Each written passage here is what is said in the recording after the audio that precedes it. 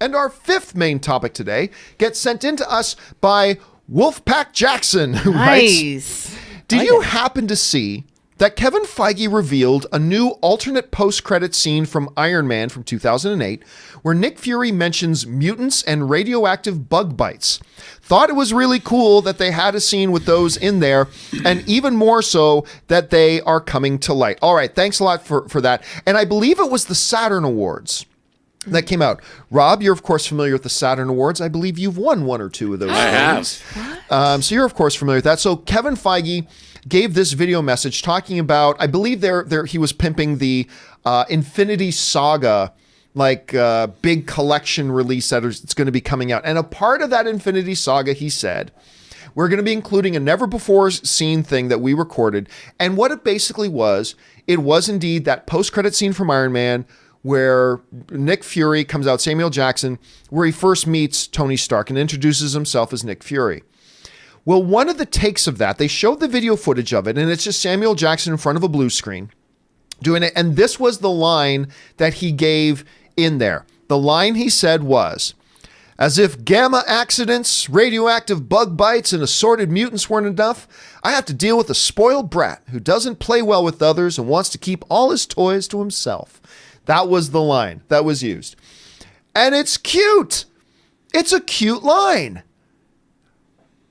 But from this shown footage have come a lot of articles and headlines and speculating on social media that Marvel always intended to bring Spider-Man in. They always intended. And to me, what is very clear and obvious was, no, this was a cute little Easter egg, wink, tip of the hat, sort of just a cute little line. Why do you think he didn't say spider bite? He said radioactive bug bite. Now, he did say mutants, which I don't think they were allowed to say mutants, which I think, I don't know this, I'm just throwing this out. I think that's probably maybe the legal department got a hold of them at some point and said, you can't actually say mutants in there. So I don't know if that's what got that cut. But honestly, I heard that, and it's cool, and I'm glad they're releasing that as a little special feature. But honestly, Rob, I don't see this being anything more than it was a cute little eye wink reference to those who were going to be in the audience that knew that what they were referencing. I don't think it uncovers a grander plan that Marvel had. I just thought it was a cute little wink of the eye, tip of the hat. How did you interpret it? I am 100% with you. I mean, remember when they made this, there was no MCU. They didn't know if Iron Man was even going to work the way it worked. And what they're doing is, of course, you can say anything you want in a movie. I think this was a fun nod, and if they liked this take, they could have gone with it. But remember, the world, everybody wants to look back on the world the way it is now. You have to look back to 2007 when they were making this movie, and they didn't know. I mean, Iron Man was coming out.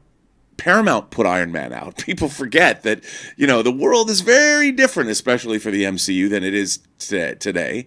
And I think, like you said, it was just a cute, fun nod to the entire Marvel universe. And I think that's all it is. And they decided, I think cooler heads prevailed. It was too specific. You're referencing Hulk, Spider-Man, and the X-Men. Yeah. And it gets to the point where, what you're doing is, at the time, you'd be setting up an expectation with an audience that's familiar. If Iron Man was a hit, then everyone's like, oh, they're going to do X-Men, they're going to do Spider-Man, they're going to do Hulk. 11 years later, and we're seeing this, we're going, oh, that means, can you imagine how we would have reacted?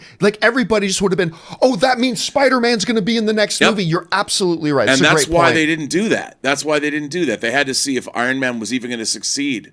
And remember, then when they made Hulk, Hulk was a Universal movie. So you had two different studios releasing these Marvel films, and Marvel didn't even go off on their own until after that. So anyway, Aaron, you saw this. Number one, first of all, what do you think about the line? Do you think maybe they should have just kept it in the first place? And do you think there's any deeper meaning associated with it? No. I think that everybody's always, people have a lot of time on their hands.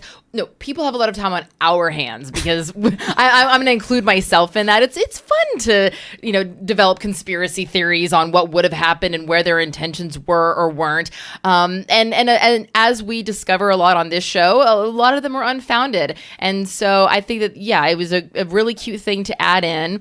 A nice little, as you said, Easter egg for the fans. But I don't think there's anything more to it than that. You know what, John? I always say to people, too, I'm like, let's say you said something when you were 10 years old. Now, when you were 21 and you were out drinking for the first time, are you going to refer back and hold yourself accountable to something you said when you were 10?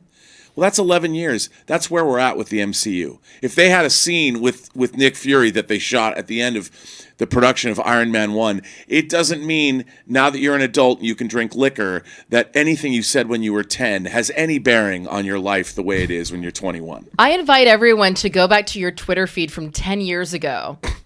Was it even on? Was it I even don't know. up 10 years I don't ago? know. I don't know. I think it, yeah, I know. No, it was. Facebook was. I was at the Toronto Film Festival because Bitch Slap had gotten into Midnight Madness. We were premiering at Midnight Madness, and Julia Voth and America Olivo said blah, blah, blah, Twitter. And I was like, what is that? And at that point, they already had hundreds of followers, which was a big deal. And they were like, oh, you got to get on this Twitter thing. And that was in 2009. So, yes, it has been 10 years. And that was when I joined Twitter. And now I immediately have to go scrub everything that I wrote 10 years ago. Anyway, guys. I should probably say that first. Yeah, talk to James Gunn about that. Anyway, okay, guys, listen, the question is, what do you think about that? Do you think they should have kept it in, or do you think it was pretty smart that they took it out? Do you think at the time there was some deeper meaning to that, or do you think, like us, it was just a tip of the cap? What do you think? Jump down to the comment section below and let us know your thoughts. All right.